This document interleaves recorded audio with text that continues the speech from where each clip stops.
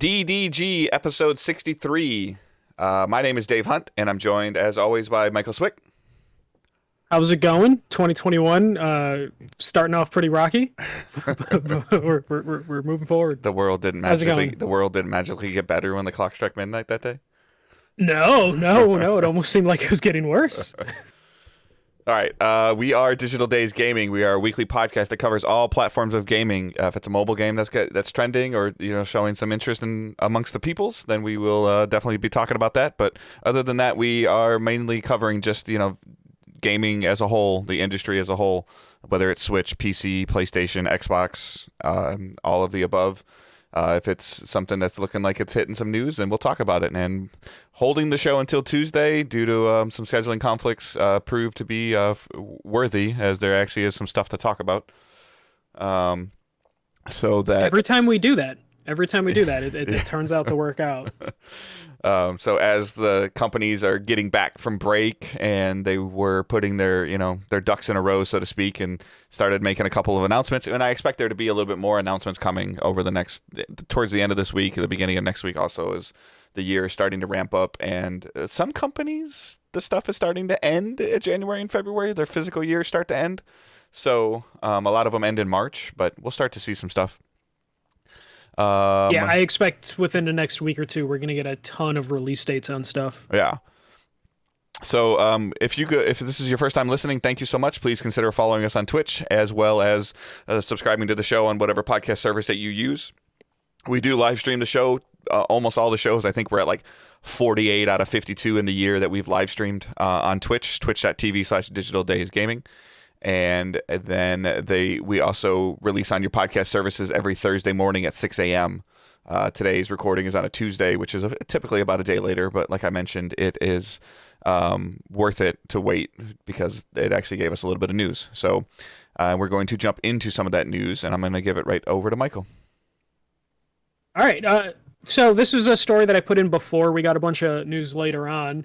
But this is a little interesting to show you how 2020 was the year of Nintendo, and Nintendo always seems to have these years. But Amazon released the list of top 10 sellers on video games for 2020, and the list is heavily dominated by Nintendo. 7 of the 10 games on this list are Nintendo Switch games. Dave, you want to take a shot at what is number one, unless you pulled up the article? I actually haven't. I was like, oh, you're calling me out, and I hadn't clicked on the link. Let's see if we can... The top one, it has to be Animal Crossing. Okay, correct. Number 2.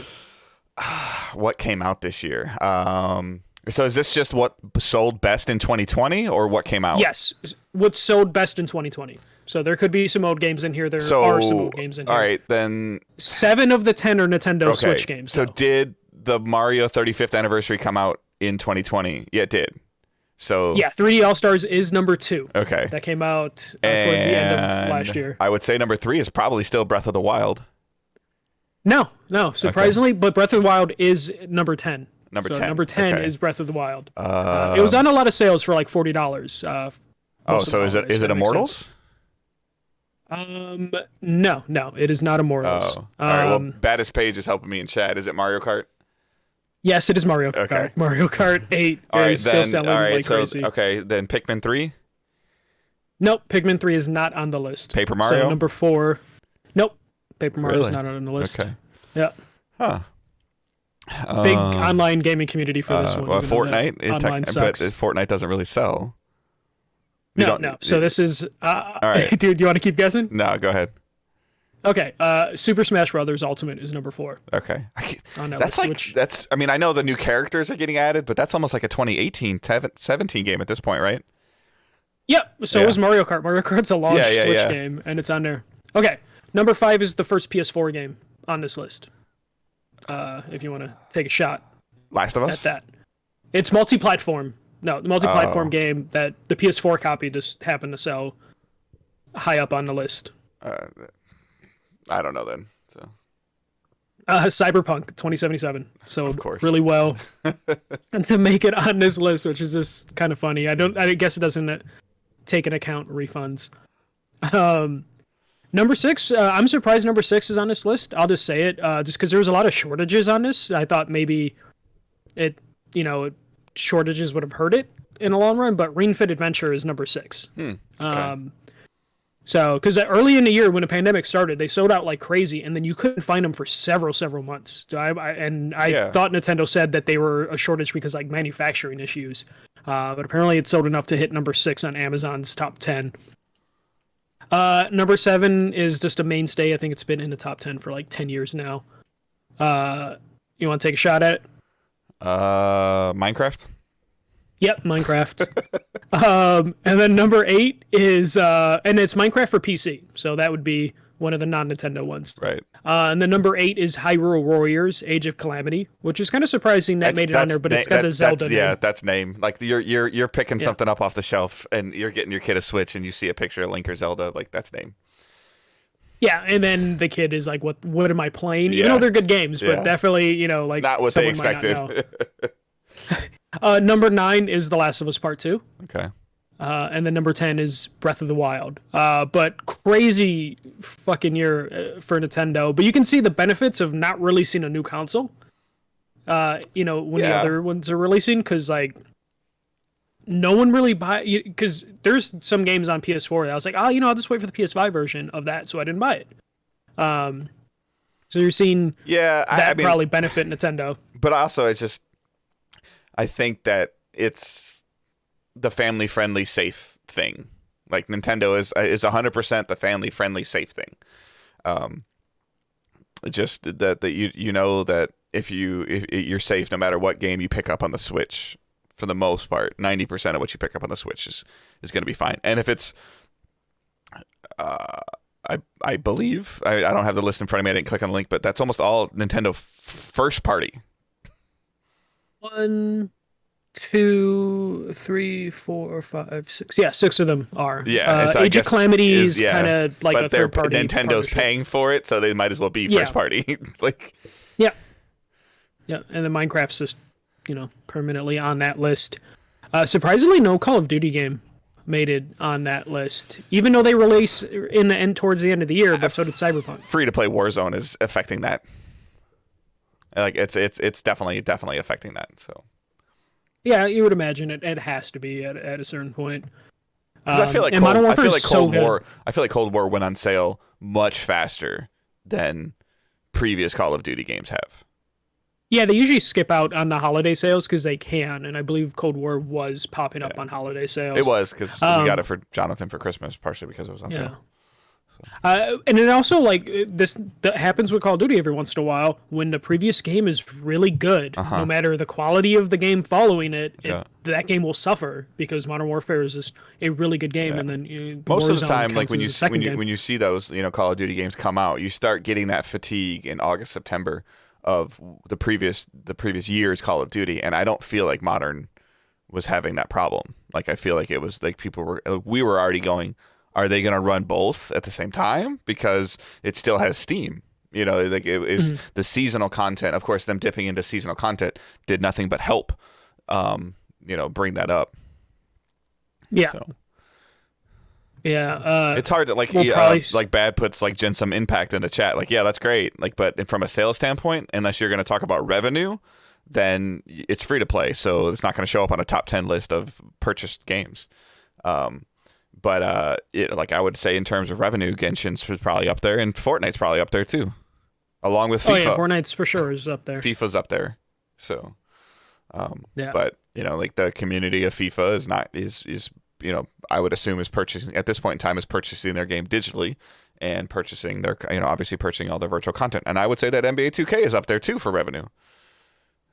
Yeah, all those sports games are got to be up there for revenue, except we won't hear that until we get the financial calls in like March, exactly what they're pulling down. And even then, they kind of get a little weird with those numbers because they don't like to admit that that's, the mainstay, the gambling aspect, the thing the reason they developed the games. Well, it seems like whenever we see those numbers come out, that's when you start seeing the stuff like getting in front of like the petitions or getting in front of lawmakers of like, look at how much money you make, and it's almost gambling because you're like you're telling me to spend $5 on a random box that I don't know what I'm going to get out of it, and it's like, okay,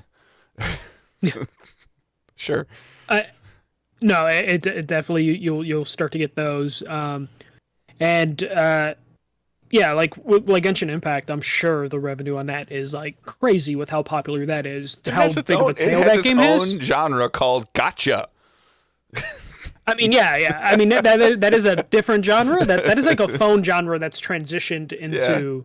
Well, Genshin is a phone game that they just decided to hey, let's release it on consoles and PC, and look at it. It's doing almost arguably just as well on the consoles as it was on the mobile market, and we'll just throw in cross save because we can. We can, yes. And it's worked out very, very well for them. Yeah. All right. The next story. This one, since it is officially from Sony, I guess we don't have to take it as with too much of a grain of salt. But Sony had their CES presentation, like a lot of CES presentations this year, because CES is happening right now, Dave. I don't know if you know this. Yeah. It's all virtual, though. It's all which is why there's like no excitement. There's no real big announcements. Though Stadia is getting a TV app, but only on the new LG TVs. So Well, I was going to put that in here just to get Dave frustrated. I'll be happy with that because it's just going to force Xbox to make their app. Like that's all it's going to do. Xbox will partner with Samsung. And that's what I want. So yeah. Right now, because Stadia partnered with LG, the TV manufacturers are now probably bidding for Xbox. And Phil Spencer's probably just sitting there going, bigger library, better service, better name. Yeah. And then can just, go to the Samsung rep like, hey, TCL is offering me this much. Samsung's like, all right, we'll offer you this much. And it just keeps going back and forth. Which, again, I'd rather them just put it on everything that they possibly can. Just because, knowing my luck, they're going to put it on a TV that doesn't support. Yeah. All right. So during the CS presentation for Sony, they just briefly talked about how, like, hey, the PS4 is selling really well. And then they put out a sizzle trailer. And at the bottom of the sizzle trailer, it gave launch windows for a couple games. So the games that it had was Kena Bridge of Spirits coming out in March. Very cool. That's the one that one looks really cool. Stray, which is that like post-human cyberpunky looking game where you play as a cat, but we don't really know anything about it. That's coming out in October along with Ghostwire Tokyo. Mm-hmm. So those two are slated for October, which is really good. That means PlayStation has a chance for like a really crazy 2021 because their third-party stuff seems to be there's a lot. Their third-party exclusives. When we were doing that year forward, like the look ahead, I was like, wow, like something's gonna give, but anyway, like Ghostwire has previously been delayed, so giving it a window is always a good thing. Yeah, and then the last game shown was a Square Enix game, Project Athia, which I couldn't really remember what this game was. But it is coming January 2021. I have to look it up real quick just because that isn't the Space. I don't remember what it said, but PS Lifestyle had a really good article about kind of going, because then there was also something that they hinted at that's like that Capcom's game, or this is Capcom's game, and then there's another game that they windowed in to 2023, and I'm like, ugh. Mm-hmm. Oh, the Capcom Spacey game is the 2023 one. Yeah. Project Athia is a really cool looking, I believe it's an RPG coming from Square Enix. That's right. That one is January 2021. So just more games potentially coming out this year. Sony looks like they might fucking kill it this year. They have potential. It's looking really, really, really good. It's just going to be the matter of how much stuff. It's only going to be PS5. Software aside, they're going to sell software. We know they're going to sell software, but it's in terms of truly seeing your engagement of your hardcore audience. I think a lot of that will be the attachment to people having a PS5 and then buying software for said PS5, which we'll never see. We'll never see those actual numbers. So. Yeah, or at least it'll be a while. They have to be super high up there for us to see the bragging of attach rates and everything that goes along with that. But yeah, Sony, it is funny though with the PS5, or I guess all the console manufacturers, Xbox included. It seems like they're relying on third parties to actually make console exclusive, next gen exclusive titles. because Microsoft is making sure it runs on all their platforms. Mm-hmm. We already know Horizon is coming to PS4 as well as PS5, but it seems like the third parties are the ones that are actually pushing to just use the new hardware, and I guess they might just have more incentive to do it, even though their sales might not benefit right away. I don't know. But I think that are these okay? So is Project Athena slated as an exclusive? I believe it is. Okay. Yeah. I mean, we know Ghostwire is, but that deal was done prior. Like, deal was done because I think Ghostwire, in a perfect world, was supposed to be a launch window for PS5. It was. It was supposed. So. Because what's the other one? Deathloop was supposed to be launch day, and then Ghostwire was supposed to be launch window. It was supposed to be like a 1-2 punch. We saw Ghostwire at a Bethesda press conference that only you and I were at. So yeah, like that's the same one that they showed Deathloop. Like it was like kind of crazy. How that all was at that one press conference. Yeah. But yeah, it could be a crazy year for Sony. We're just waiting. I still think we're probably due for a state of play soon, right? I mean, are they going to do a state of play for the Demolition Derby game? That's already coming. No, it's like they don't need to worry about that. They don't. I think they need a general one. I know, but the next 60 days they don't really have anything to build the foundation of the state of play on right now. I mean, the Housemarks game. It's escaping me right now. Returnal. That's March.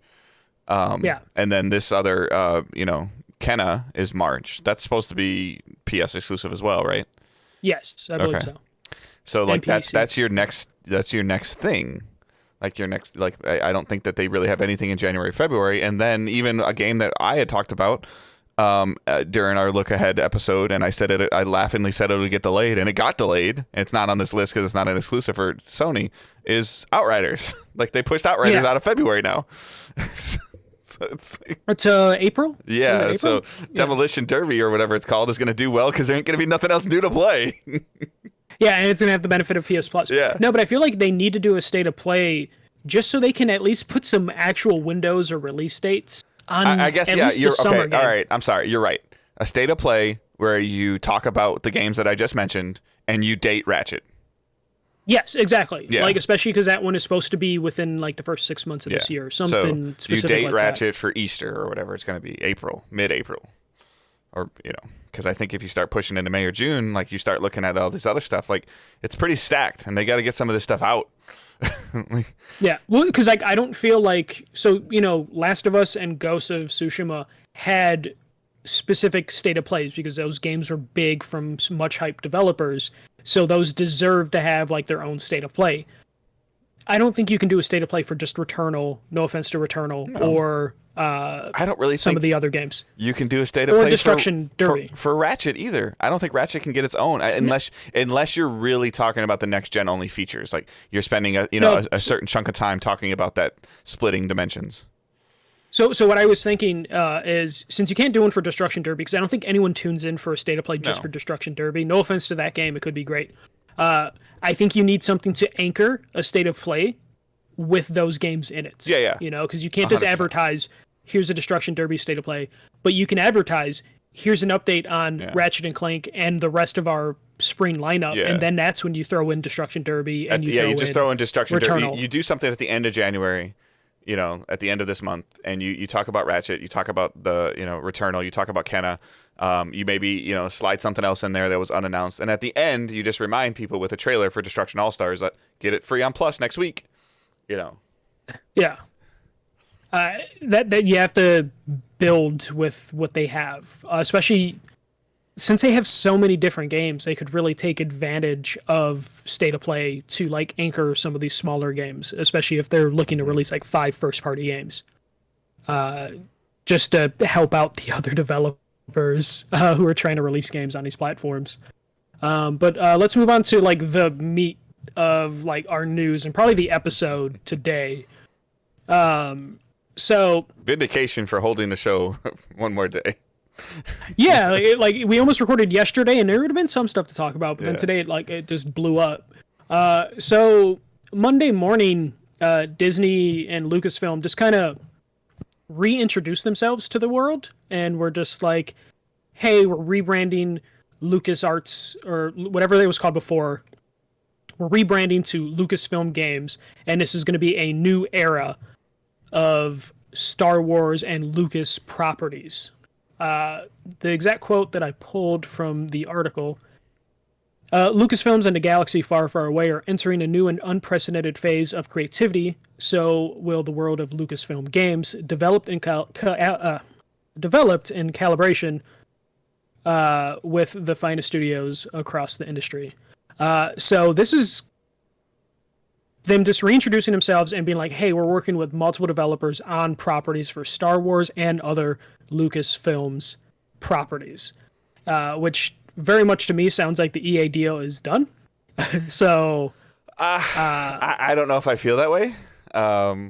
I just feel like that they're making somebody, they needed to make somebody deal with these intellectual properties from movies and from games, and they felt like the easiest way to do that is to bring this back. I think this is part of the Disney acquisition, them going, okay, we don't need this stuff, and then as they're looking and growing and going, okay, well, maybe we do need some entertainment department head. Yeah, what like Disney's doing with Marvel. Correct. Like Bill Roseman, I believe, is like head of Marvel Games. I think that these, however long this EA deal is or isn't, is still intact because the majority of the sizzle reel trailer they showed was EA. Yeah, so I'm not saying like they're not going to work with EA anymore because Jedi Fallen Order was a big game. We'll talk about that in a couple minutes. But I feel like this means that like another company could potentially touch Star Wars if they have a pitch that Lucasfilms likes. Agreed. And I don't know, was the deal ever EA's exclusive for Star Wars? Yes. Okay. Yeah. Okay. I believe all the mobile games then went under the EA umbrella that were like new and all that stuff. So EA had the exclusivity, which is why EA got really excited. We're like, Criterion's working on a game. 2 studios that we killed are working on a game. They made sure like every company was, or every studio within their umbrella were pitching a game. And now that seems like that is done, but EA's still going to be pitching. Battlefront probably still sold enough for them to justify another Battlefront, but it at least means it's not locked into just EA. So that's pretty exciting. I really love the way Disney's been handling the Marvel stuff. I mean, we've been getting some really good Marvel stuff from like the mobile sector, but then we've also, we got Spider-Man. We got the Ultimate Alliance on the Switch. So there's cool stuff happening within the Marvel universe. We have Avengers, that counts. It's fine.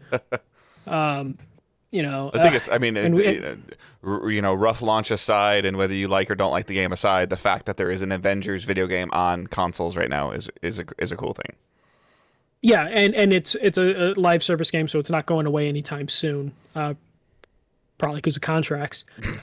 So not because of quality. Not because of quality or anything like that, but because there's a contract that says like you make this live service game for like the next 3 years.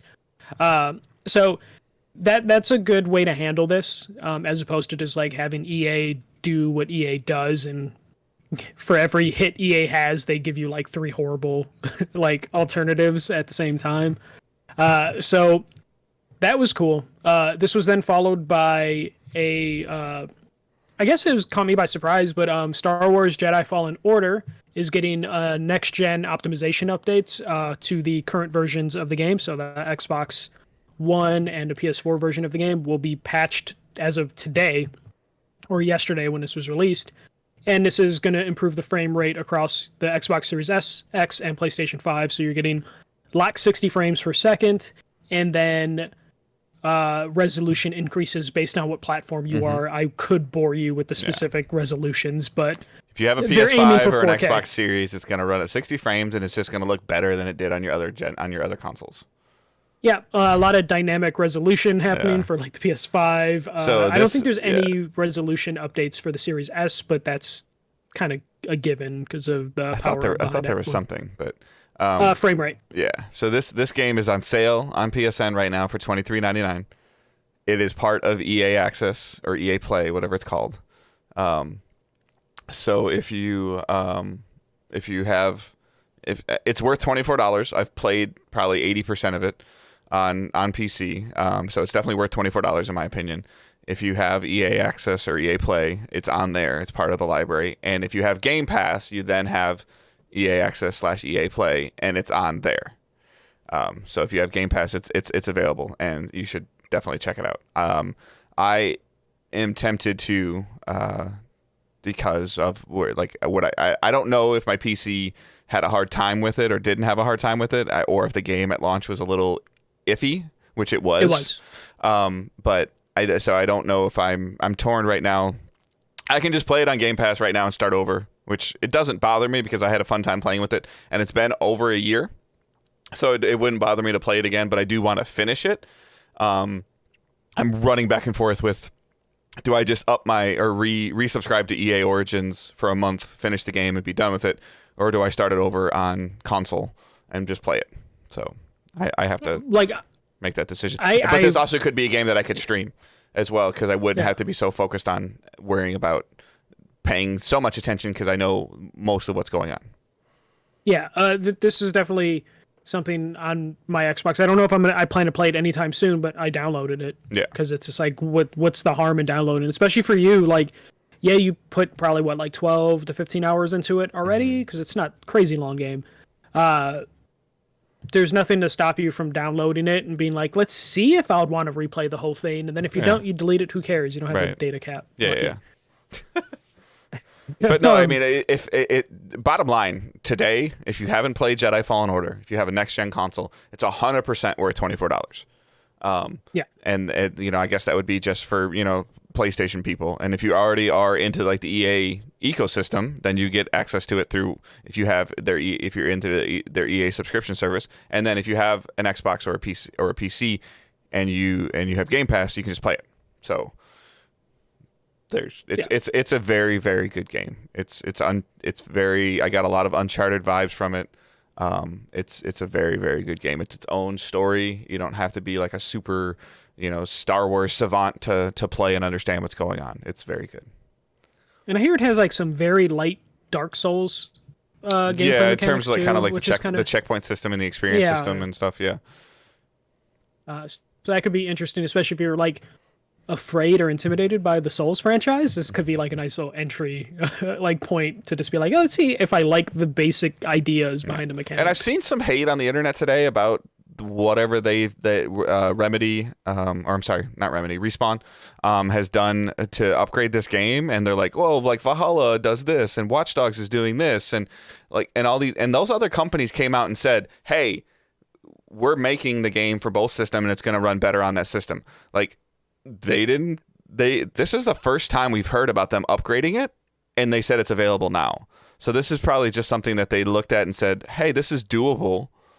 And, it maybe it came from, some of the reorganization at Disney of them, trying to appeal it a little bit more. But comparing what EA is attempting to do, because they don't really, I think the only thing that they've upgraded that's better on next gen is Madden.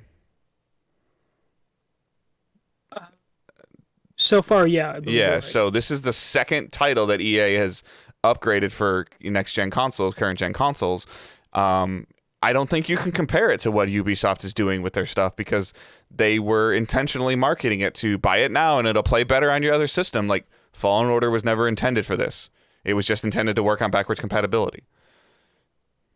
Yeah. This 2 years ago when this game came out, the next-gen wasn't the priority. Mm-hmm. So you're kind of lucky to just be getting this at all, because they could have just moved away, especially EA. Like, I just talked shit about EA a couple minutes ago. No, EA doesn't have to do this sort of move. They're not making, like Battlefield's not running any different. Like, they're not up. I mean, I don't know if it is or isn't running any different. I haven't played it. But they're not advertising it as, like, check it out again. We, updated visuals.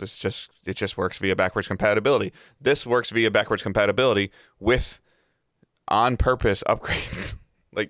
That they're not charging you for on a game, like you said, that's at least 18 months old. Like, kudos.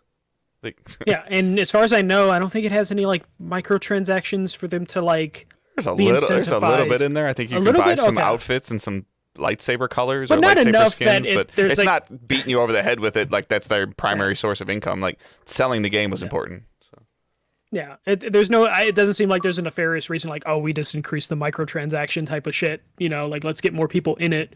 Uh, so good on EA. It also might be EA being like, hey, we still care about like the LucasArts stuff. Don't run away from us. That's what I'm saying. Is that did this Disney, you know, because whether people believe it or not, and we'll talk about it a little bit later on this next story, but these companies know about these things before the public knows about them. Oh yeah, because I'm sure EA, you know, went to Lucasfilm like, hey, our contract is running out in 2021, 2022. Want to start negotiating? And then Disney is like, hold up. Before we talk about that, there's something you should know. And this thing might be that Bethesda is going to make an Indiana Jones game. This kind of came out of nowhere. I was not expecting to say there's an Indiana Jones video game coming out anytime soon. Or anytime in the next couple years. But yeah, Bethesda put out a teaser trailer. They did say the game's super early in development. We won't see this game for a while, but there's a teaser trailer, and it just kind of showed like things you would recognize from an Indiana Jones game, except for like the music, maybe. A whip and a hat. Yeah, a whip and a hat. That's all they showed. This is being developed by Machine Games, the Wolfenstein studio. So this is huge. Todd Howard is going to EP the game. Todd Howard's mostly just, you know, been the Bethesda Softworks guy, so Fallout and Elder Scrolls. So he's going to be the EP on this. Todd Howard might be busy depending on how hands-on he is as an EP, because the TV show for Fallout's coming out this year, and then he's looking at this, and then Elder Scrolls and Starfield. I've heard his name almost as much as I've heard Drunkman's name in the last 6 or 8 months. So yeah, he's definitely gearing up and putting in a shit ton of work right now. No time frame or, more importantly, platforms announced for this. So this is where the discussion is going to get in. Yeah. All right. So first of all, reaction to this, Dave.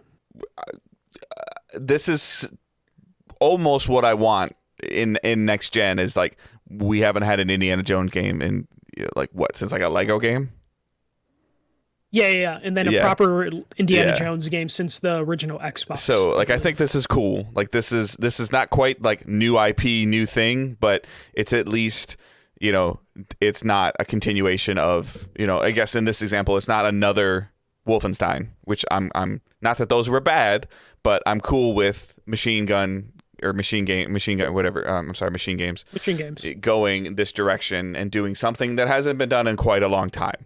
This isn't a remaster. This isn't a reboot. This is their own original story, which is great. That they're saying that they're telling. This is pretty much, this is, you know, contrary to what we just talked about. Not contrary, but it's similar to what we just talked about. This is Indiana Jones's Jedi Fallen Order. It's taking place in a world that people hold dear to them. And it's also them telling whatever story you want it to be. Is it going to be a young Indiana Jones? Is it going to be an old Indiana Jones? Is it going to be, we don't know. The first thing, as I saw the studio's pedigree that's doing it, the first thing that immediately came to mind was what CD Projekt Red just went through, a studio that's primarily done first person. I would assume that Indiana Jones is a third person. Yeah, it would be so silly to do first-person Indiana Jones, unless you can't get Harrison Ford's rights, you know, to his face. So I'm guessing that this is a third person. So that's the first like red flag in my head.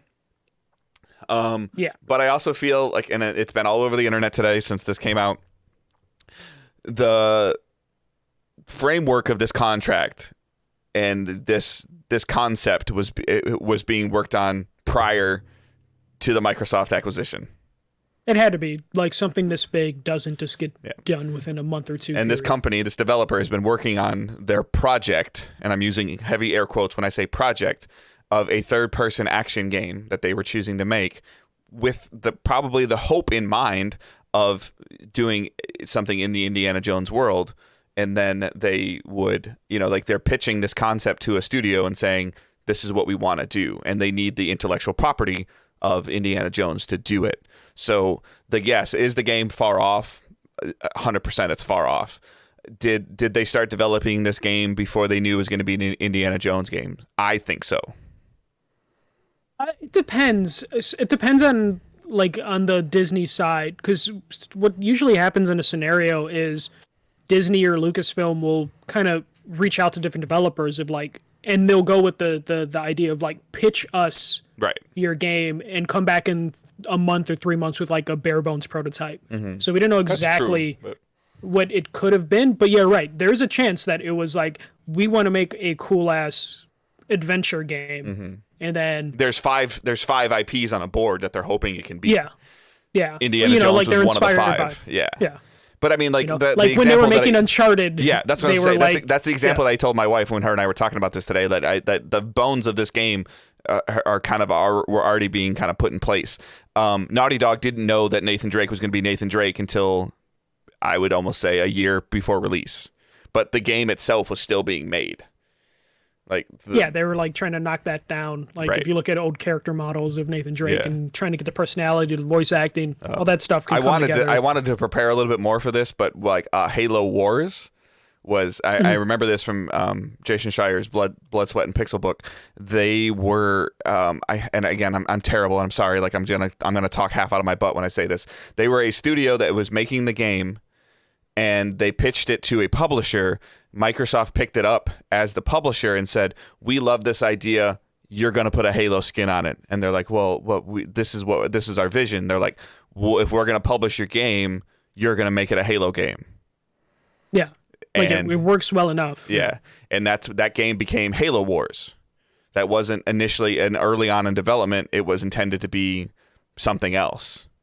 Just that, you know, but they were able to put the Halo skin on it. So I'm saying that a third-person adventure game framework was probably already being built by Machine Games with the hopes of, was Indiana Jones number 2 on the list, number 1 on the list, number 7 on the list? Who knows?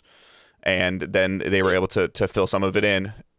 Or, like you said, Disney came to them and said, "Hey, we're one of these studios that we think that you guys might be able to do this. Like, let me see what you got, and then we'll see if we're going to give you the access to the intellectual property." Yep. And it also could have been like a project by Machine Games where like, "Hey, we want to make this game," and then Bethesda gets a call from Disney like, "Hey, we're kind of exploring options," and like, "Holy shit, that game Machine's working on would be perfect for this scenario." Yep. And then that's when it all comes together. So let's talk about platforms, because there seems to be this thing that always happens. Where people just assume it has to be multi-platform, and I'm on the party that says not necessarily. Like, it doesn't. I feel like if it was multi-platform, they would have announced that today. Though you could say if it was exclusive, they would have announced that today. But I feel like you don't want to undercut this announcement of being like exclusive to Xbox. This is still dealing with what we've been talking about for a couple months of this deal is not done. Microsoft does not formally own ZeniMax yet. So they can't say it right now. Yeah, because God forbid this deal falls through. Yeah. So, like, that's the first caveat. The other thing that people are reading into today a little bit as well is, like, PlayStation did not retweet this announcement. No, they did not. So that's a concerning thing. Again, it's a far reach, grasping at straws kind of concern, but it still is a valid concern. Feel like if it was multi-platform, you would hit that with this teaser. Yeah, and I think staying quiet is always staying quiet. Looking back on anything is always usually ends up being bad. There's been very few situations where we've heard a company say absolutely nothing up until a point and then release the information and everybody going, yeah, that's exactly what we expected them to say. They're usually holding their cards close to their chest because there's something that they don't want you to see. However, I do understand the aspect of Disney wanting every single dollar they can get.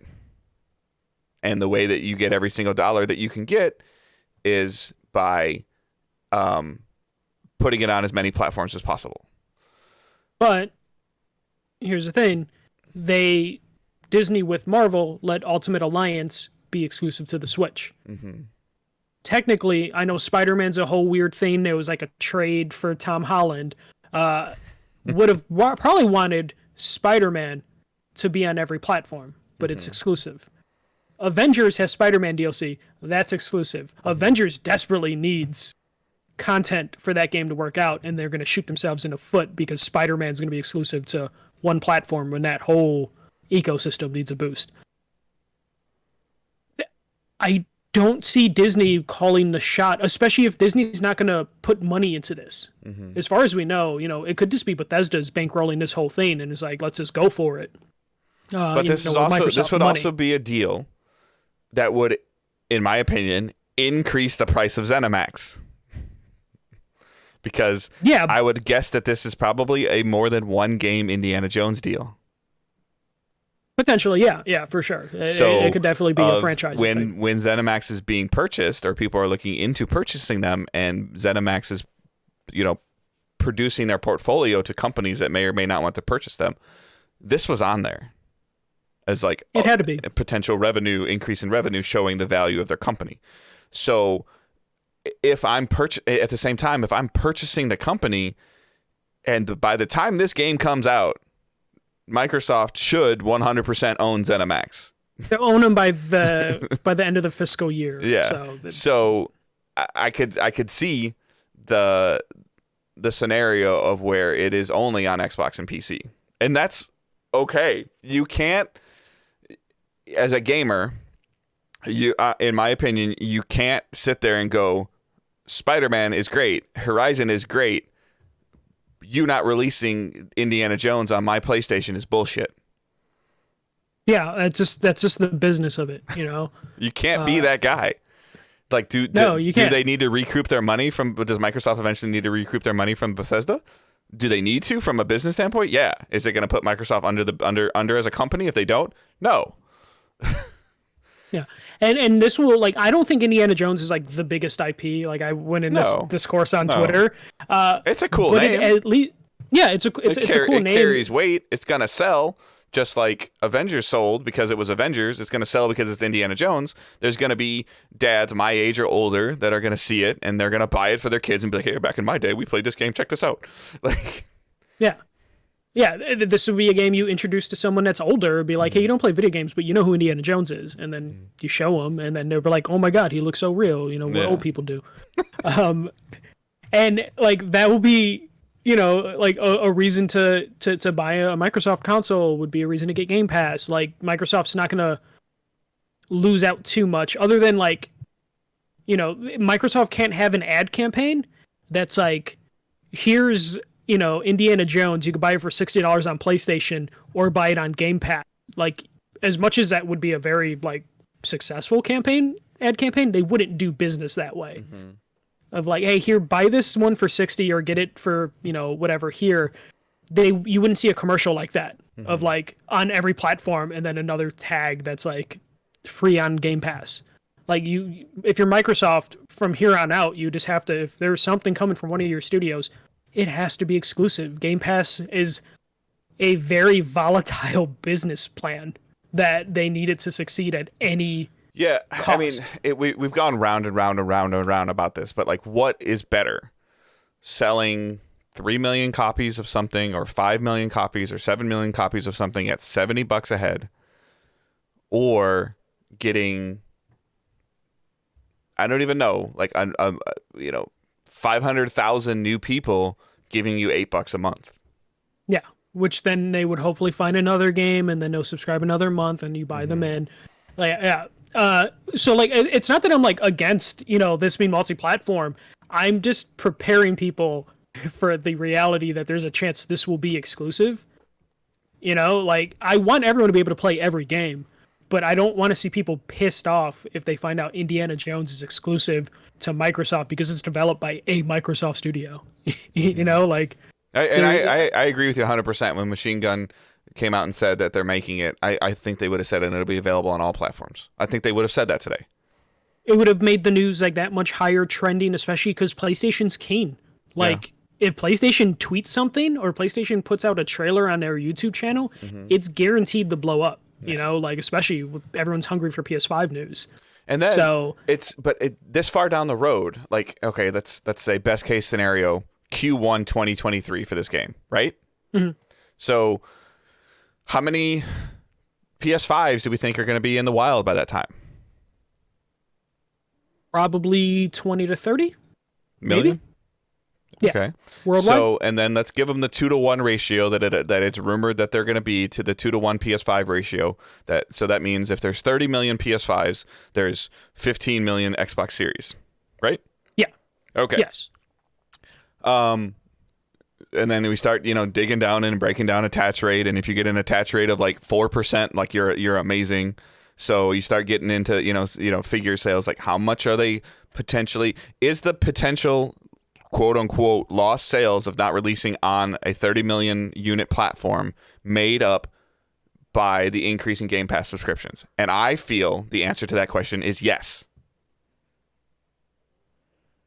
Yeah, I would say yeah. It would be almost a break even, because you can sit there and Microsoft. You can sit there and point at, there's only 15 million Xbox Series is in the market, but what you don't know is really how many PCs are out there that are running it. Well, and also, like, companies like Microsoft, or if you look at Netflix makes a lot of money, but they technically lose a lot of money just because they have to produce a certain amount of content to keep their subscriber count. Microsoft isn't, like, concerned about bleeding money right now or for the next couple years until they find, like, a saturation point that they're happy with, and then now they'll earn profit. They were talking just last year of like what's the business plan when you approach developers, and they're like, we don't fucking know. Like, we just are trying new things and then hopefully it works out. So like the potential lost revenue, quote unquote lost revenue from not putting it out on PlayStation is a drop in a bucket for Microsoft. Mm-hmm. Like, they're trying to get their service to be successful, and they will do that until the parent Microsoft, turns the lights off and is like, you guys are losing too much money. But that ceiling for a company like Microsoft, for how much you have to lose for them to care, is really high. Like, you have to be an outright failure for Microsoft to, like, completely cut you out, or there's no light at the end of the tunnel. Right, thing. or for them to, like, start paying attention, and what they did at the launch of Xbox One, but they're like, okay, all of you messed this up. You're gone. Here comes Spencer. Fix it. So, and, whatever you think or don't think, I don't have figures in front of me to look at it, but Phil Spencer taking over the Xbox game division has been on a upward trend since he took over. Yeah. I'm not saying it's where it's supposed to be, but it's not. They're not a PlayStation success, and it's not going down. The curve is going up. Yeah. And even then, it might be, a really slow uptick, but, like, that's all he needs when you're working for a $1 trillion company, is just that thing to move up just a little bit, and then they're just like, okay, we'll keep doing this. Care where you play it, as long as you're having access to the Xbox ecosystem. Especially, the Xbox, they're going to be on TVs next year. That app is coming. And then that stuff is going to be in those boxes. Like, there's going to be a 90-day trial of the Game Pass. Like, you're going to get a controller in your box. They're going to be better than Sony was with their deal with those TVs that they had for PS Now, because their library is going to have new and current titles in it. You're going to get an Xbox controller in your television, whatever deal that you talked about. If they sign a deal with Samsung and you buy a new Samsung TV, there's going to be an Xbox Series controller in there, and it's going to connect to your TV wirelessly. It's going to have an app, and you're going to have some type of trial to Game Pass. Yeah, and here's a market that no one's really talking about. There will probably be the streaming app on Windows machines. Like, currently right now, there's xCloud is still supposed to come to PC, by the way. Yeah, that's what I'm saying. Yeah. Like, you get a bunch of garbage on, a PC when you buy a PC that you usually uninstall. There's an Xbox app built into Windows 10 right now. There will be an xCloud app built into Windows out of the box. I think it'll just be the Xbox app at that point. Yeah, but no one clicks it. So there'll probably be a thing where as soon as you open up your PC, a window pops up being like, hey, you have access to hundreds of these games, and here's a free trial for 14 days. Yeah. So there's crazy money in this for Microsoft. There's going to be a screen on your tutorial of your Samsung TV as you're setting it up that's going to go, hey, that controller that's in the box, you should check it out and see and type your code in for Game Pass and check out the 150 titles that are there, including Halo Infinite, if that's the time that they're going to do it. Like, Yeah. like That's why people that are like freaking out. It's like PlayStation's already given up on PlayStation Now because PlayStation Now used to be on TVs, and then they pulled that shit off TVs for no reason, really. Like, it wasn't hurting PlayStation Now to be on different platforms. xCloud's going to be on iOS this year. Yeah. Like, I'm sorry. So, I get it. Like, I get console sales matter. Yes, console sales matter. Software subscriptions and software sales matter more. Yeah. It's a frequent flow of money. Your one-time $70 purchase does not mean anything compared to the $15 a month they could potentially get to you. If you give Amazon a certain amount of dollars per month, Sam's Club, Costco, BJ's, any of those services that you pay to be a member for access for, to have certain perks for, and then you sit there and say that the software title of selling, X amount of Uncharted 5 is more important than that $20 I give to the grocery store per month, I'm sorry, your thinking is flawed. Dude, I was just going through my subscriptions, and I'm like, oh, I have Hulu, and then I was going to cancel it, and I'm like, oh, occasionally I watch stuff, and I still give them fucking $11 a month. Like, it's just how it is. But we'll just wrap this part up of just like, I hope Indiana Jones comes to all platforms. That will be great. More people play it, the better. But just brace yourself if it turns out to be exclusive. I'm gonna laugh my ass off the day that somebody figures out how to connect a DualSense to their new 4K 2.1 HDMI television, and they play a Game Pass game on it. I'm gonna laugh my ass off. It's gonna happen, it's gonna happen. It's this Bluetooth device. Because you're not gonna need an Xbox console to play Xbox games by 2023 or sooner. No, you won't, and that's the goal for Microsoft at this point. They just want to have. Why did they care about console sales if they are going to just use them as an additional layer of revenue? They're not the foundation of revenue. They're Sony's foundation of revenue, which is not wrong. But it's not the foundation for the Xbox platform. The sooner people realize that, the better they can relax when they see something come out or they see Microsoft buy a company for $7 billion. Yeah. And say, sure, put your game wherever you want. We don't care. Like, realistically, this game on PlayStation would probably sell at the time. 10? 7? No, I mean 10's too high. That's too high. Yeah, that's 33% attach rate. Like, so 3 million. Yeah. So like the amount of money they would lose making this exclusive wouldn't be astronomical or make a dent in their like budget or anything. But yeah, this is cool. I'm not the biggest Indiana Jones fan. It's fine. As long as it has solid gameplay, good storytelling, and it's not broken, it's gonna get talked about, and it's gonna introduce people to a franchise that maybe they didn't know anything about. Those are all good things. Yeah. Do you care? Do you care that you're not a fan of Indiana Jones if they're telling a compelling story that you care about the characters and the game's fun to play? Potentially, because I know I've watched enough of the movie, so it's like one of those things where it's like gameplay has to be keen in this scenario. So I'm not saying I won't give it a try. I have an Xbox, so like I will. I'm locked into Game Pass now, so like I know no matter what, I will play this game or at least download it.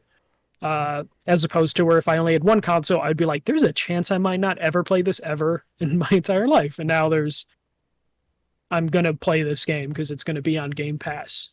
I know they didn't say Game Pass guaranteed or anything like that, but like it's going to be Game Pass. Microsoft will make sure of that. Yeah. No. That's it for news. Okay. Lucasfilms is back, I guess. Yeah. So we'll see what else. I was trying to think of what other franchises does Lucasfilm? Well, it kind of started this down like a little bit of a rabbit hole because initially, like Paramount Pictures owns the rights to the Indiana Jones movies, which is why they're not on Disney Plus. So, but Disney/Lucas owns the rights. Disney owns Lucasfilms, which owns the IP for Indiana Jones. So it definitely does get into some stuff. But it can obviously go really deep with their Marvel and it's not. I guess, Michael, it's not a question of what does Lucasfilms own. It's what does Disney own. Yeah. But I was like, I'm like looking. It's like Labyrinth, I guess. Yeah, it's actually not. It's mostly just Star Wars. I mean, it's all like 99% Star Wars, and then a little chunk of it is Indiana Jones. But yeah, I'm looking at it. There's not much. Howard the Duck, but that's Marvel technically. But do you see like them, like whoever's going to be the head of Lucas Games, film/games now, like starting to do the contract negotiations for the next Spider-Man game, the next MCU, and not Spider-Man because it's owned by Sony, I'm sorry, but like if they want to make a Deadpool game or an MCU game, like are you going through Lucas Films/games now? No, because Marvel. So Disney already did what they did with Lucasfilms to Marvel 2-3 years ago. So that is a separate division. But this does mean if you're a studio out there, you can now approach Lucasfilms and be like, I have an idea for Boba Fett, or I have an idea for Mandalorian. Yeah, that's true. Because my first thought was like, are they making games again? And it's like, no, they're just going to handle their IPs. Yeah, and if they handle it the way Marvel's doing it, Marvel's doing a really good job of like finding partners to make like quality games, whether like Avengers is the outlier, but Avengers is still a fine game. I'll talk about what we're playing and watching. But like this now means that studios can approach them and be like, hey, I want to make an Indiana Jones game, or I want to make a Clone Wars game for Star Wars, and they're listening to all these ideas. It doesn't, like, I still think that means the EA exclusivity deal is done, but it doesn't mean that EA can't pitch, like, the next 3 Star Wars games for them, and Lucasfilms will be like, yes, EA, make these next 3 Star Wars games. Yeah. But it means there's competition for it. Like, Activision can get involved and be like, hey, we want to make a Star Wars game. Could you imagine, like, the Sekiro team making a Star Wars game? Like, that'd be really cool. That'd be funny though, because then like Respawn with Fallen Order would be like, but we made one of your games, but very family, very like friendly. Yeah. So this could be really cool. Who knows? Like Sony did so well with Spider-Man, Sony can come in here and get their own exclusive like Star Wars game if they wanted. They have the teams. They just have to have the pitch. So we could see a battle of exclusives going down with Star Wars at least. Yeah. And the difference with that equation is that most of those studios, they could be like, well, we only know how to develop for PlayStation. Like Sony Bend. Yeah. Like, we only know how to make for PS. Like, we want it multi-platform. Yeah. Like, well, we can't. Like, not that they can't. Speaking of which, I can't wait to see MLB The Show this year. Yeah. Like, I was talking about, all right, so real quick, I was talking to my son about that the other day. Like, we know who the cover athlete is, but that's it. Yeah. This is we know nothing. We usually get a trailer. It's the middle of January. Like pitchers and catchers, Corona, COVID aside, or they're supposed to be reporting in 2 to 3 weeks. Like, you're going to start seeing some of that stuff like early February. They'll start reporting, like, all the players are usually typically due in by like Valentine's Day-ish. And then the game should be coming out in like 10 weeks. March. Yeah. So, and we don't know anything, like nothing. Like, I'm so curious about that. Like, we already know it's going to be multi-platform, but we don't even know like the specific platforms. All we know is Microsoft retweeted it's going multi-platform and Nintendo did. So it's just like, is that game coming to Switch? I want to see what that looks like on Switch. It'll just be MLB The Show retro mode on Switch. That'll just like, it'll be some cut down. I already know it's going to be. Oh man, that's going to be so fascinating. All right, so I gotta email some people. I gotta see what's going to happen. All right, so what we're playing and watching. So I finished up. I was just more dabbling around in Spider-Man. Just like I said, the gameplay has been strong enough. I was working overnights all last week, like all 5 nights. So it was like kind of one of those things where I would wake up and kind of like force myself to play something that I wasn't necessarily focusing on, and that would be Spider-Man, just kind of cleaning up some collectibles, doing some of the little camp things, and the amount of detail and polish that was in that game in terms of like the cat, like the finding the cat pictures and the pigeon side missions. Like, it's just, there's so much, everything was so well fleshed out that it kind of made me want to like, I started like clearing out like sectors at first. I'm like, okay, do I really, like, do I want to try to like just complete this game? So I started like clearing out like sectors, boroughs, or neighborhoods. And then I would get so intrigued by like finding more pictures of, Black Cat, that the little side banter back and forth, or working on the Taskmaster stuff and the banter back and forth, that I'm like, all right, fine, I'm gonna finish the rest of these, and the screwball missions, like all that stuff was like so well fleshed out that it was just great. Like the side missions were I was just like, they weren't just throwaways. They weren't throwaways. Like, and Oh yeah, and it gets better in Miles with the side missions and stuff. my son Owen has been playing Miles Morales on PS4, and there's been a couple scenarios where I had to like he needed my help with some stuff. That game doesn't run very well on PS4. It's a shame because it used to run well. So and I guess the only reason that I kind of say that is because I played it all on PS5, and you significantly notice the load times, like significantly. Oh, yeah. And then there was like I was helping him with this particular cutscene that was like pretty interesting. I'm like, oh cool, I get to watch this again. And I felt like it could have just been my launch day PS4, but I felt like the cutscene was very like jumpy. Like it wasn't able to keep up. I'm assuming you did performance mode on PS5. I think I ended up setting it. Well, the remastered version, I set it to the 60 frames ray tracing. That's what I mean. Yeah. Oh, okay. So performance RT or whatever it was. The newest thing that they had just released. That might have been one of those things where you were used to the game running perfect 60 frames per second all the time. That when you jumped onto 30, and that game isn't like that didn't 30. That didn't really bother me. It's just it was the low times that were significant, and then like I guess some of the texturing, like I just noticed it. And again, it could have been that like the PlayStation is in our bedroom now. That TV is not an HDR10 TV, and I could have just gotten used to that. Me plugging my PlayStation 5 upstairs into my new TV that I got in November has forced me to buy a new BenQ monitor for downstairs. Forced, air quotes, stimulus money. Forced. So there, but I was just kind of one of those things where it's true. Like if I would have played it on PS4 and then played it on PS5, I'm like, oh, this is a really big improvement. And now playing it on PS5 and looking at PS4, I'm like, ugh. I can see that. I haven't loaded up my PS4. Actually, I don't have a PlayStation anymore. A PS4. I guess I gave my PS4 Pro to someone. Oh no. We have our Sarah's got her PS4, which isn't a launch PS4, but it's like 2 years after it came out. Yeah.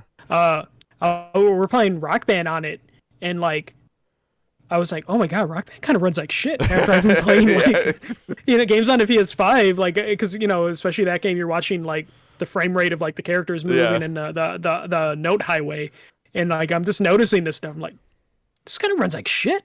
Like I gotta actually like probably spend a day to try and download all of that stuff to the PS5. My son went out of town for like a week, and then he came back, and when he went out of town, he took his PlayStation 4 with him.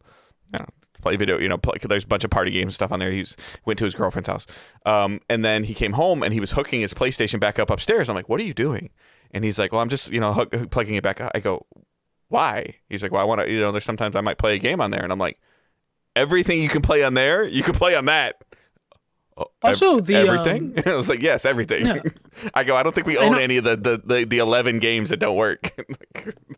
Also, the game share stuff is pretty damn good on the PS5. Yeah. Like I noticed, like in terms of like having multiple accounts have access to the games and stuff like that, there didn't seem to be as much bullshit as there was on a PS4. Yeah. So yeah, there's like no reason to like keep a PS5 and a PS4 plugged into the same TV. Right. If you're worried about like, this one has other than the license. I guess other than hard drive space. Other than hard drive space, though, I'm proud to report it's been a week with an external SSD plugged in, hasn't crashed once. Okay, awesome. Like I think they might have fixed that. Yeah. So then, just real quick, a couple other things that I dabbled in. I tried to play the first Fable via Game Pass on Xbox. I saw that on Facebook group. It hurt my eyes. The colors on it are very blown out, so I'm not surprised. Yeah, I gave it like a good hour try. I feel like and I just got to find the sweet spot with the settings on my television too. I'm still kind of messing with that. Somebody like when I first talked about it like a couple months ago and like made sure I had it off vivid. Like you've mentioned to me, make sure it has off vivid. But I do think that I need to look into that like lighting equation thing of like what settings and brightness you should have for your TV based on lighting in your house and stuff. So go to ratings.com, rtings.com.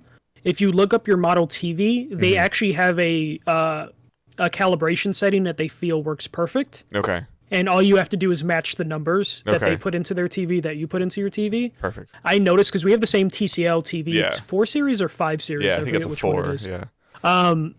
I noticed that I prefer running that TV because it is a little brighter than it is dark. Like I found like smart HDR seems to be the most like soothing look.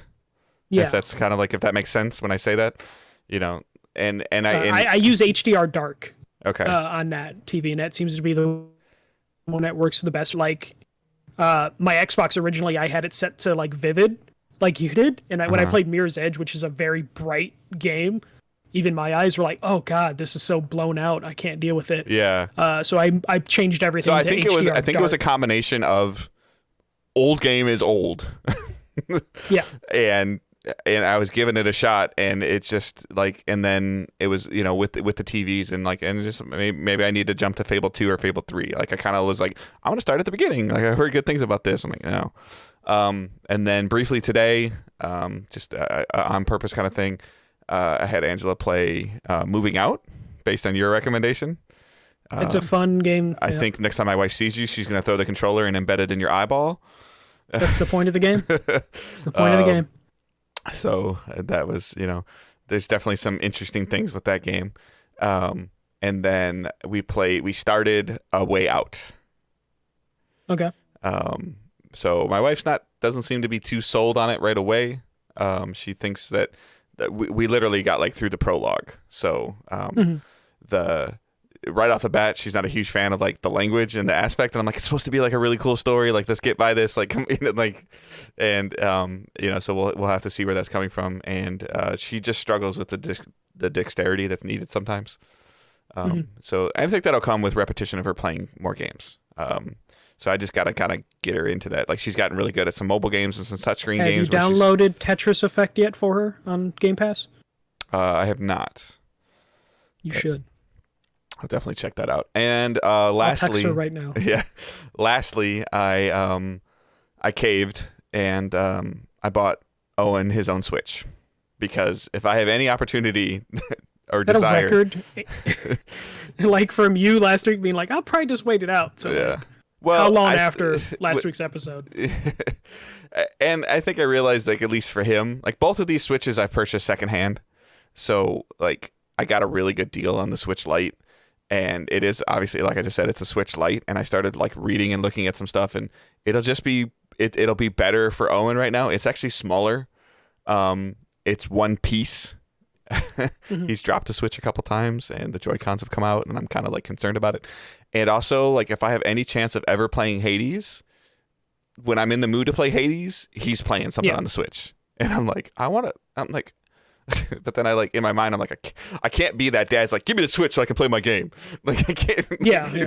And then but my son is probably like, you have two other things over there. You go play your games. What would happen is in like 20 years, your son will be on a therapist's couch being like, yeah, I still remember all the times my dad's ripped the Switch out of my hand so he can play a game. We ended up getting him, like, I think I got it for like $140. I got him a Switch Lite with like a 130 gig SD card, mini SD card in it, brand new. Like the guy I bought it from was like, oh yeah, my wife wanted it for Animal Crossing. She played it for 6 months. She doesn't play it anymore.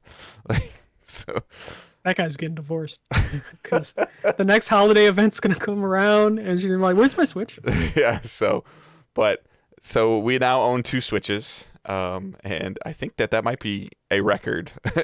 Period. Technically, I bought it in 2021, but in the 13 or 14 months that DDG is a thing, I've gotten a gaming PC, 2 Switches, a PS5, a Series X, or a Series S. I'm sorry. You've just become addicted to buying and an things. Xbox One, and a new TV, and a new gaming monitor. The funny part is we don't make money off this thing, so this is just him spending money. Well, I disclosure. This is stimulus money. Stimulus money, and we did get I got hazard pay during the entire time that I was working during the first initial shutdown. So it makes sense. I got a significant increase but we've done a better job budgeting our money, and to be honest with you, like one of the kids being home, like most of the time, like there's been a lot of things that like the world's been in a tumultuous state. But for the most part, if you know, from my perspective of my family, my direct 5 people that live in my household, we've all been okay, and we've all been able to stay the same or increase in income. So I'm not sitting there going, look at me. I'm saying I've been fortunate and I've been lucky, and you know, we've been able to just Well, maintain. Me and Sarah were looking at our financials, and because of the lockdown not going out, we realized how much money we saved just by not using like public transit every day, not going out to eat, because even though you could do that technically for a while last year, we were not doing that. My wife is safe. obviously driving significantly less. Yeah. On top of her not going into school teaching daily, as well as her mobile tutoring that she was doing. So doing a lot of that stuff remotely has saved. Yeah. So yeah, but you realize how much money you save when you can't really do anything outside. Yeah. Because I definitely noticed that myself. I'm just like, oh yeah, no, like that 5 months where I was furloughed and didn't go out of the house. And what? I didn't. And my wife's in chat. And what did we get the wife? The amazing company of me being home more often because of all these like nifty gifts and things that we have in the house, and your ability to send your 5-year-old away with the Switch and not have to worry about what he's doing. Do you realize what would have happened to Dave with no sports last year if he didn't have these video game consoles? This man was like listening to old baseball games in the car or some shit, if I remember. I was avoiding those. Yeah. Did you watch anything? What did we watch? I thought I watched some stuff. Just my regular stuff. I don't think I watched anything new or significant. Yeah, nothing. No, we watched. Yeah, because especially with me working overnights, we weren't really watching anything. I'm actually looking forward to like the day after you're listening to this podcast. If you're listening to the audio, that WandaVision show comes out on Disney Plus. Yeah, Friday, right? Friday, yeah. So I think 2 episodes released that one. So like starting to see how the MCU handles their television shows is going to be really, really cool and interesting. And just kind of seeing like Netflix announced today, like they're going to release a new movie like every week. Yeah. Does that mean that they're all going to be good? Probably not. But it's more of a reason for Michael to, do his every movie ever podcast. I've been thinking about it. So yeah, that's it. Yeah. My list is pretty light. So more Grindstone. That's just like a mobile game on a Switch. I realize I find a Switch game every like other month where I'm like, this is the game that I play when I want to do something else, but needed to. A little bit more of Avengers, still kind of going through that. I haven't touched any of the multiplayer. I've just been like slowly going through the story. Me and Sarah on Saturday, she wanted to play Edith Finch, so we played Edith Finch on the Xbox because it's with Game Pass. Even though I should have probably just downloaded it on the PS5 to clean up some trophies. But we played What Remains of Edith Finch. From start to finish. By the way, the trophy system is broken on PlayStation, like really weirdly broken. So Owen is playing Miles Morales on my account on PS4, and it's a separate trophy list. Yeah. It's supposed to be. But it's a PS4, PS5 game. Yeah. It's a separate trophy list, yeah. I know. Whatever. He's earning extra trophies for me, but it's just like you just have to sync the save. It's weird. Yeah, it's the trophy thing is like fascinating to me. Like we talked about last week about it's not a fractured ecosystem, but the ecosystem between the two systems is cracked. Yeah, I've been meaning to hit square on my Spider-Man to upload my save to the remastered collection because then it'll just knock all my trophies out for that. But yeah, so me and Sarah wanted to play Remains of Edith Finch. Play that from start to finish. I love that game. That's one of those games where even though it's sad, it only takes like probably less than 2 hours to finish.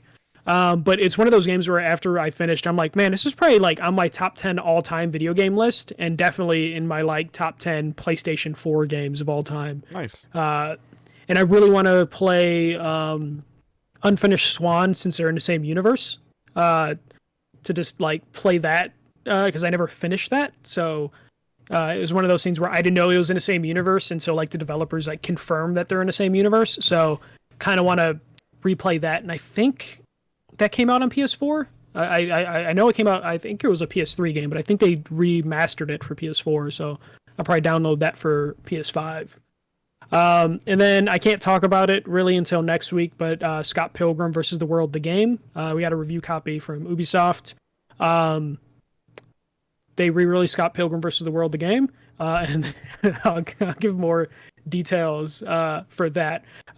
So I don't know exactly how strict the embargo is, but I will let you guys know. And holy shit, Limited Run Games is releasing so much stuff for that game this week. It's gonna be the first time I'm buying Limited Run stuff. Nice. Because my God, they're doing collectors. They're doing like 2 different collectors editions. They're doing a bunch of random other merch. So like Friday morning, I'm gonna have to hope the website doesn't crash. Though it's an open period. Yeah. Like they're doing a 6-run open pre-order, so it's not like first come first serve. It's like how many people pre-order within the 6-week period is how many copies we're gonna print out.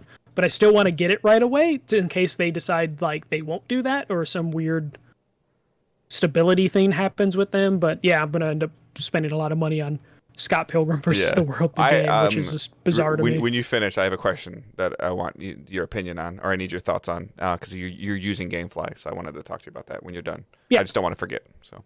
Okay, and then that's it for playing, and then watching. I'm just going through Atlanta, the FX show with Donald Glover.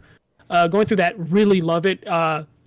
It's a lot darker than I was expecting it to be. Like they talk about some serious stuff, and it's like sometimes a very depressing show, but it's still funny throughout.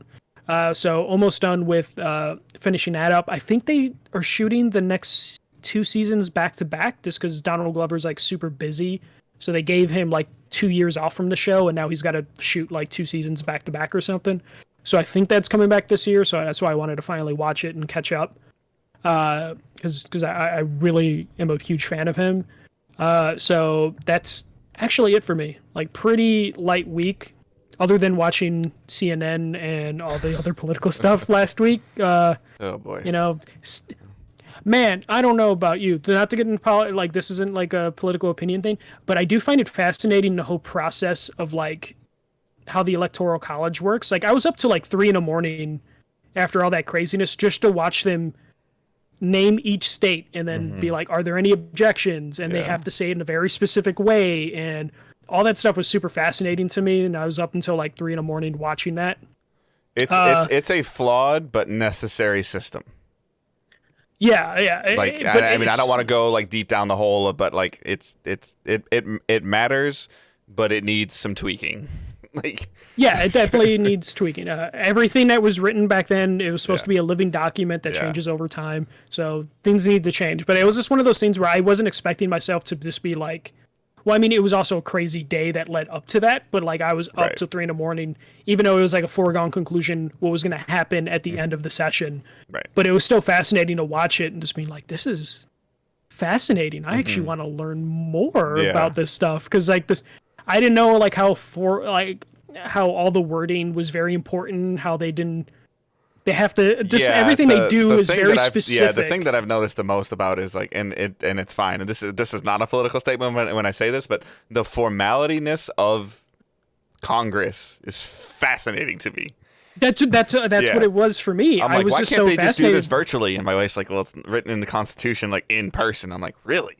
like the words in person are in the you know, which is one of those things that will probably change in the next like 10 to 15 years. And the specific wording they have to use and go through every state, they can't. And just, where like somebody's like, oh, that's void. You put this word in. You put the A in front of the I, and I'm like, I'm like, huh? We gotta go into a recess. Oh, okay. You know, it was just like okay. But I don't know. That was fascinating. That's it. All right, GameFly. Yeah. Do you feel that it's worth it for me to use it for Switch only? So that's kind of what I'm gonna use it for. This conversation has started. I have a desire to play Link's Awakening right now, but the way that I play Nintendo games, I have Paper Mario Origami King. I played it. I beat it. It's in the box. It stayed in there for 4 months. 6 months now. I think as a Switch mechanism for games, I think it's actually worth it because Switch games fucking never go on sale. And the ones that do go on sale... But I feel like I'll play Link's Awakening and I'll put it away and I'll be done. Like, I'm not going to go back and play it again. No, that is definitely the reason I'm doing it. Especially some Switch games are kind of rare. I just dropped my wedding ring. If anybody's watching me on stream, so okay, you just like freaked out. It's still on the floor. Okay, like I don't know where it is, but we're gonna find it later.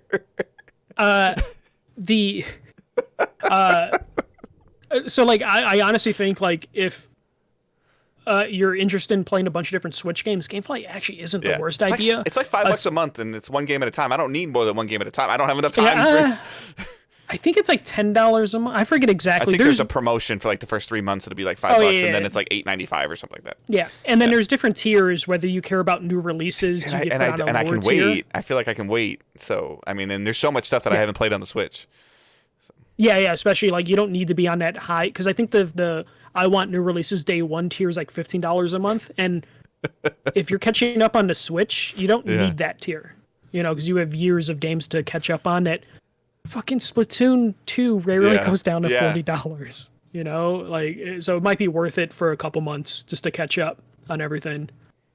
So I'll definitely check it out. I mean, I feel like if there's really nothing, like if I play a game and I beat it and I send it back and there's nothing I see that I want, I'll just cancel my subscription for a couple months, and then if something's like there's a desire, I'll just re-up it and ship it to me. Like it's so.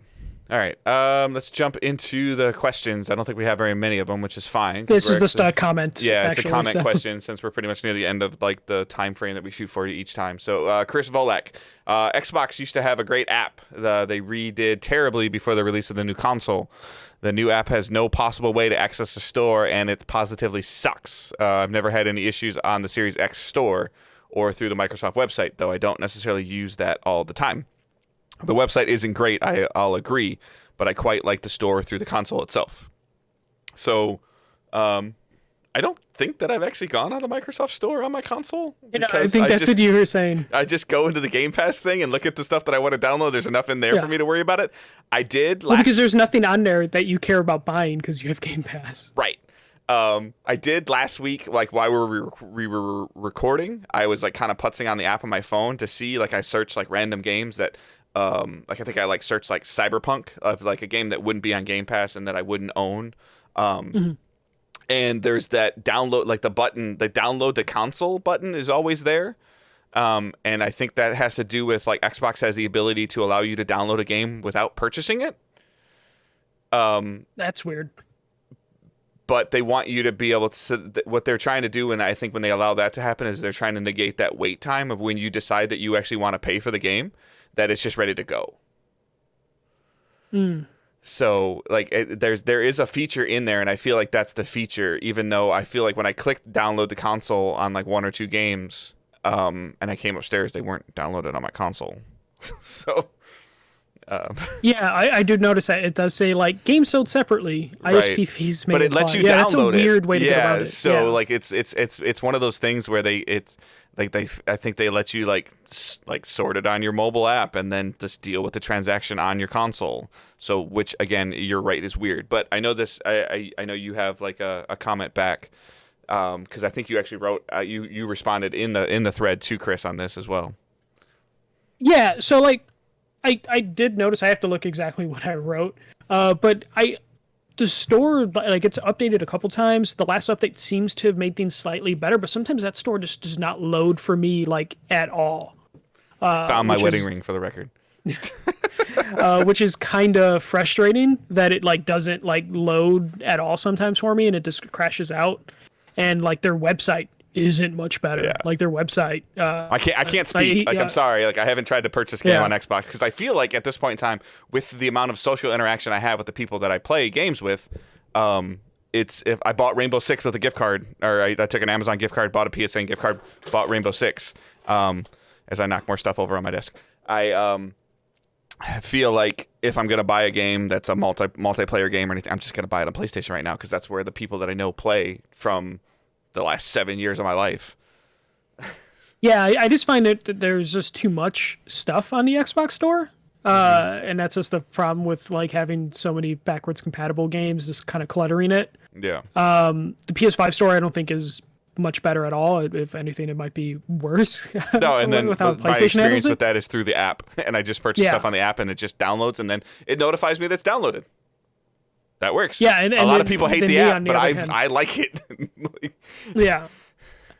I don't know. I think they both need to fix their stores. Microsoft has updated their store a couple times, at least patched their store, because that's a new concept to me of this, like the store getting a patch. Yeah. A couple times when I load the store, and it's like, oh, because I turn my consoles off. I don't put them in rest mode, so every time I boot up the Xbox, Fancy, it's because downloaded. he doesn't have a data, because he has a data cap. He doesn't want it to down. That's why he doesn't. He wants to No, he wants I to don't have control too his much stuff patches. downloaded. I only have Xbox 360 games on my Xbox Series X, so there's I no got next patches coming in generation on that hardware, guy. and I'm playing games from 2005. Yep. Because I want to play them not on the PS3, and it was a bad time playing a lot of those games on the PS3. I was definitely one of those fanboys who were like, I don't care if the game runs like shit. I'm playing it on my PS3. And oh my god, that was Funny a how mistake. we evolve and mature over time as more Oh light my is God. shined on things. So, I all right. I didn't realize how bad we had it on the PS3 with some of these third-party games. Like, oh my god. Thank God the PS4 fixed all that stuff. Yeah. 'Cause- All right. So that is our show this week. You can follow us on social media at Digital Days Pod. We'd love to see a little bit more interaction on our Twitter. You can send the questions using hashtag AskDigitalDays. So if you aren't following us on there, please follow us. We'd love to get that number up higher and get some more interaction going on there. Facebook group is in the show notes as well. There's pretty steady interactions and stuff going on in there. You can follow Michael on Twitter at FirstMJC. You can follow myself at GoodDaveHunt. Like I said, the Facebook group and then a Discord channel is linked in the description as well. There are some people that are anti-Facebook and anti-Twitter, Branham, that would love to have some people to interact with in Discord as well. I kind of like Discord. It's not stuff like separated out, but at the same time, since it's not separated out, some stuff can get lost. But feel free to, if we need to add some different channels in there, we can do that. So please, feedback there is always appreciated. Teespring's account is in the show notes as well. Check that out if you want to get some merchandise. That's always appreciated. And Patreon is a way that you can support us directly, that we do make the most profit off of. We have a $1 tip jar if you just want to say, hey, I give you guys $1 a month. That pretty much covers our expenses for the show, hosting for the show on podcast services. $3 gets you access to a private channel in the Discord. So for $3, Twitch subscribers can use that as well. So if you're subscribing on Twitch and you link your Twitch in your Discord, it should grant you access automatically. If it's not, please let me know. And $5 gets you the show 24 hours early, so you get it on Wednesday at 6 a.m. instead of Thursday at 6 a.m. And $7 is the monthly bonus episode that we need to record for January. So we'll be recording that soon for January, and then you also get access to the other 6 or 7 that we've done. So that as soon as you sign up for that tier, you get that. So if you guys are setting some of your 2021 budgets and you can maybe set aside a couple bucks for us for support, that'd be appreciated. If not, that's totally understandable. Please don't feel obligated to support us. Don't feel obligated to buy a shirt. Don't feel obligated to subscribe to us on Twitch or any of that stuff. These are just different ways that you guys can support us if you choose to do so. As always, though, sharing the show is the best way to help us grow. Sharing and reviewing help. So if you haven't left a written review, that would be huge. And just sharing it through social media, retweets. Retweets are better than likes and favorites, and sharing is better than liking, just because it just shows up on the timeline and maybe somebody will see it that didn't see it before. So, but as always, please keep moving forward, and I hope 2021 is treating you a little bit better than 2020 did. And you got anything else, Michael? No, just keep wearing a mask. Don't be a dick.